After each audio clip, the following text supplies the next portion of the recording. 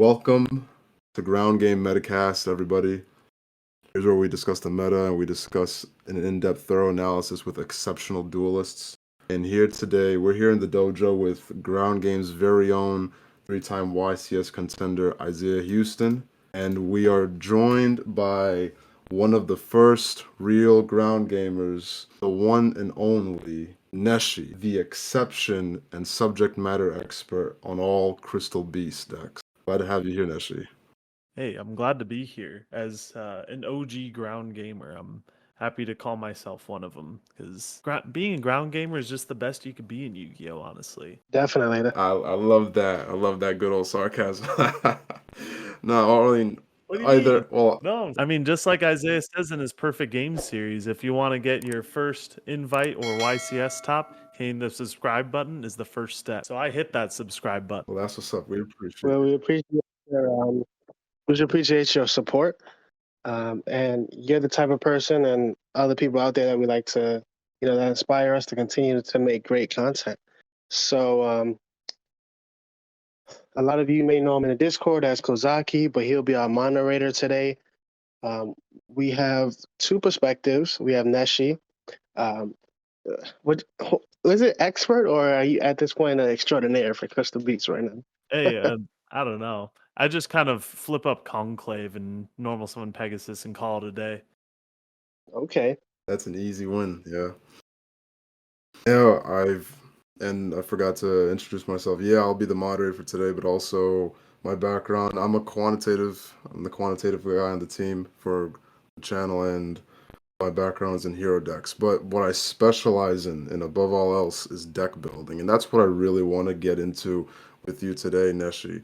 When it comes to deck building with Crystal Beasts, now in the new ban list, what would you say is the number one hit that impacts us the most as Crystal Beast duelists? Well, first of all, just want to say you coming from a hero background, I think works very well because in the anime, Jesse and Jaden were best friends. So I think that's why we make such a good team, right? But I think there's a clear answer as to what was hit for Crystal Beast, and that's Psyframe Gear Gamma because, man, that card was so great at being able to dodge Droll and Ash, like Ash on Rainbow Bridge of Salvation or Crystal Bond, but that's at 1, it might as well be at 0. We're not playing that thing. And that's really unfortunate, but we survive and we thrive, and that's why we're going to talk about different options instead of Crystal Bond that we could play. Yeah, that's right. That's right. I have this controversial perspective. I know there are probably many in the conclave that would disagree, but I'm fully convinced Crystal Bond is bad at this format. It's not as good as what it used to be. Not only in the sense that one can ash it anytime, but more specifically, the return on investment. You and I both know the number one choke point of any Crystal Beast player. What would you say that is? Is trying to convert your spell and trap cards into actual like Crystal Beast Sapphire Pegasus. No, I was gonna say, Because once Pegasus hits the field, then it's like, okay, it sticks to the board because if it gets destroyed, it goes to the back row or it can go to the graveyard. But just like sticking a Crystal Beast monster and like converting your bond or salvation into that is like the biggest choke point, I would say. Or just like Zenith effect is the other thing to enable awakening. Zenith effect. That's that and salvation. Yeah, and without a doubt. The Zenith effect, particularly, if we normal summon Sapphire Pegasus, and we do not resolve Zenith, then we're essentially normal summoning Gilgarth. It's a normal summon vanilla. Exactly.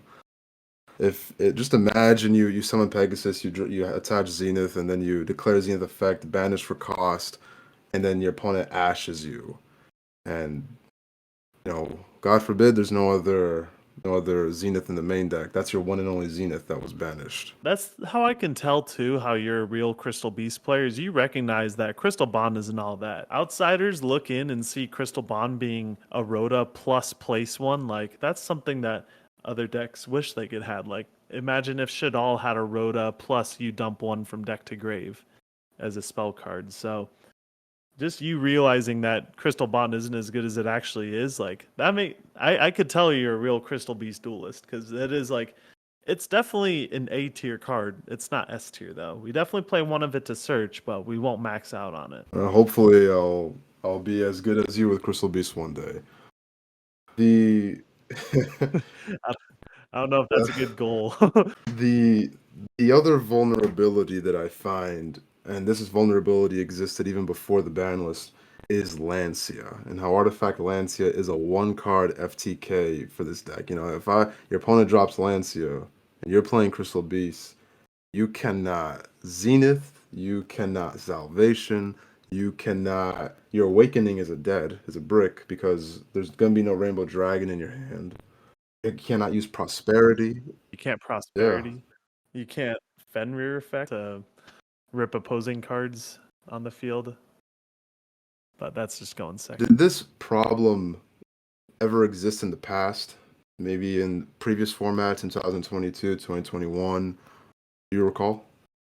Yeah, definitely before the Crystal Beast structure deck, when it was just like Zenith came out, we were playing Crystal Beast Tri Brigade, and you can imagine that card was even worse against Lancia. But what was cool with Tri Brigade was Zenith special summon. Pegasus was a one card Ferrijit, right? So normal Pegasus plays Zenith, Zenith summon another Pegasus, and add Rainbow Dragon to hand for free. So it's like a +1. And then you can make Ferrijit and Bearbrum, and then the Rainbow Dragon in hand fulfills the cost of the Ferrijit and Bearbrum. And so that was really cool. And you could do combos where you can end on Baguska plus Revolt. And then that was kind of awesome. But Lancia was just insane against that, and it's insane against the Mech Knight version. Crystal Beast Runic is fine. That one uses the Mathmech engine to deep draw into the Runic cards, and then the Runic cards can deep draw into the Crystal Beast cards. So you see both halves of the engine without having to use Salvation to search for Fountain, even though that is an option. But that deck's fine. But then it's really just like the Crystal Beast Kashtira variants, and then Conclave Control in general, just pure Crystal Beast. Even the Overdrive combo version, you have to banish all the names from your graveyard to summon out Overdrive, so that one just gets hosed over by Lancia. Lancia and Droll in general are just awful hand traps as a Crystal Beast player. Very great for the opponent, but Shifter is the only other Floodgate hand trap that like Crystal Beast don't mind. You know, I mean, in fact, they even play it in certain formats where Kashtira isn't the best deck. But yeah, out of those three Floodgate hand traps, two of the three are just detrimental. Two of the three are definitely detrimental. Droll and Lancia, Shifter's friendly to us. During those times, in those old formats where one was playing Tri Brigade Crystal Beast, what at that time used to be the go-to answer whenever Lancia was dropped, whenever Ash was well timed on the Zenith choke point? Did we just Baguska pass? What was the answer? Well, if you couldn't even Baguska, I mean, obviously, if we played Gamma or Called By, like those would be the immediate answers. But as like a fallback plan, if you do get Droll or Lancia, then yeah, absolutely. Plan B, Baguska pass. Let's go. Baguska in a dream. Baguska and the Dream. I noticed that Baguska was coming more and more popular. Isaiah, I don't know if you agree with me on this, but back when Super Heavy Samurai not too long ago was at full peak power force, three of a kind and Scarecrow, their go-to answer was Baguska Pass. Was that true as well for them during Droll when they get drolled? Yeah, I mean, you had a few different options that you can go through. You can go through draw. If you open up a certain combination of cards, you could end on like a Regulus or a Droll or like a Baron in it. Not Regulus Droll, like a Regulus or Baron um, with the number 41. So in case they impermit, you have that Omni Live. And then you also could, if you open like Gamma, if you wanted to go for an Omega play, like maybe you had like hand traps like Nib, you could rip one with Omega. And then you had Gamma Live now. So there was a few options you had under Dro, but Dro is a powerful card nonetheless. So having a way to pivot is really good. So if we don't have Gamma to play offensively on our turn against the Ash Blossom, does that make Crystal Beast less of a contender? I mean, obviously, people are looking at it as like a meta contender, but does it make like the deck unplayable? I mean, I would defer to Neshi here on that, but I feel like resolving salvation is kind of what you want to do. Yeah, exactly. Yeah, the deck is still pretty fine in terms of options that come after the ban list because now that Cashier is going to be a little bit less on people's radar. I mean, at the beginning of the format, people are going to try new things all the time, right? They don't want to play the same best deck that was especially if it was just hit on the ban list. People are going to try new things, even though I feel like Cashier is still going to be the best deck. It's going to be less on people's minds, right? Where I feel like we could pivot to playing the one Unicorn, one Theosis package along with 3 Fenrir and 1 Rise Heart. Because, I mean, if anyone doesn't know, Crystal Beast, you just play 3 Fenrir because, like, it solves a lot of Crystal Beast problems inherently, just putting a lot of pressure on the field and giving a unique source of removal that they didn't otherwise have access to. And then the 1 Rise Heart, due to making rank 7s like Arsenal Falcon to summon Cobalt Eagle from the deck in a pinch, or just another using it as a level 4 because Crystal Beast being locked in Xyz, they don't mind that. As in fact, they prefer to summon rank 4s. And also just the Earth, Wind, and Fire OTK. If you don't know, Foolish Burial Goods can 1-card OTK, which is kind of cool, but you have to play the Rise Heart in order to do it, and you do it all under Nib, which is funny.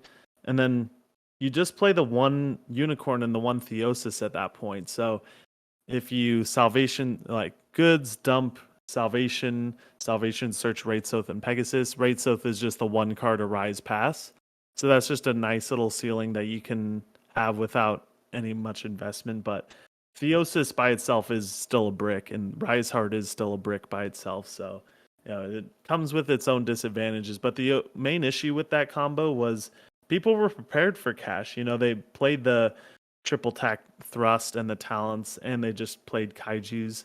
And I feel like the Arise pass line is still going to be it's going to be the new best way to play cash moving forward because Diablosis is banned. No one's going to try and do the zone lock. I feel like a Rise pass is going to be the move moving forward, and so maybe it really isn't the best way to go. It's just an option to look towards. But Necro Valley is still pretty amazing against Branded and Furniture Lab in general, and I think Furniture Lab is also going to be like a top 3 contender next to Kashtira and like Live Twin Sprite. Earth, Wind, Fire, OTK. And Necro Valley is still pretty great against Live Twin. What was that? Necro Valley is very good, really good against Live Twin. Yeah, I love the fact that you coined the term Earth, Wind, and Fire OTK. I don't know I don't know where you got that from, but it makes Yeah. sense. That was actually Skyhawk. I told him about the Foolish Burial Goods OTK. Then he's like, "Wait, you're winning with 2 Pegasus, which are wind, Fenrir, which is an earth, and then Rise Heart, which is a fire. Those are the only 4 monsters you summon." And it's like over 8,000 damage for some reason because Raidsoth just gives an attack boost for no reason. And then he's like, "Wait, that's the Earth, Wind, and Fire OTK." I'm like, "That's perfect." Do you remember? Yeah, that's really good. So Isaiah, you said Barone, Baguska Pass. There are many options still available to combat Handtraps, even though we've just lost Gamma. Yeah. I mean, if you want to play a small super heavy engine, you could just play 3 bike, 1 scales. If you don't need your normal summon in a deck, if you want to play a bigger package, you can play 3 Wakushi, 3 bike, and the 1 Soul Gaia and the 1 Big Banky. Obviously, you play 4 more cards and an extra brick, but the payoff is a little more because you could set up full scales. You can get a Synchro 8 out of it. If you open bike, you can go get a Baron out before you begin to commit to your combo, and you get your pen scale. So if you get stopped, you can just pendulum something from your hand. So it's definitely have other options. You have the Brave still at full. So that's another option. I don't know how much engine is required in Crystal Beast, but if you feel like you open right and then Rainbow Bits of Salvation, I don't know. Do you need your normal summon? Yeah, you kind of need Pegasus, normal summon. Yeah, Adventure would be neat if you didn't have to normal Pegasus. If Heart said special from hand, then that would be cool. But Heart gives you an extra normal summon, and so that would be a really good workaround. But what is really cool is when, I mean, obviously it's not in this format, but Golden Rule is going to come out at the end of the month, most likely. That's what the hope is, and that would actually make the combo version viable because, I mean, how many extenders do you need to make a combo deck? Right now we have Heart, Awakening, Beacon, Bond, and then soon Rule, and then Rule's just like insane. I don't know if you guys have read Golden I Rule. have, yes. You I can cannot link it. Ash Golden Rule. You can only Ghost Bell it. And even if you Ghost Bell Golden Rule, you can still activate another Golden Rule because it negates the activation. Stand your ground.